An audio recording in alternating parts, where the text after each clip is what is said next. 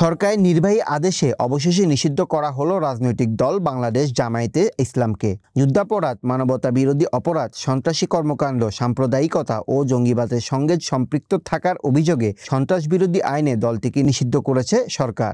একই অপরাধে তাদের ছাত্র সংগঠন ইসলামী ছাত্র শিবিরকেও নিষিদ্ধ করা হয়েছে। সরকারের নির্বাহী আদেশে বৃহস্পতিবার ও সংক্রান্ত প্রজ্ঞাপন জারি করেছে স্বরাষ্ট্র মন্ত্রণালয়। আইনমন্ত্রী বলেন, জামায়াত শিবিরকে নিষিদ্ধ করার দাবি দীর্ঘদিনের। যুদ্ধাপরাধ ছাড়াও দলটি মহান মুক্তিযুদ্ধে গণহত্যার সঙ্গে সরাসরি জড়িত ছিল। সাম্প্রদায়িকতা ও জঙ্গিবাদের পিছনেও এই দলটি।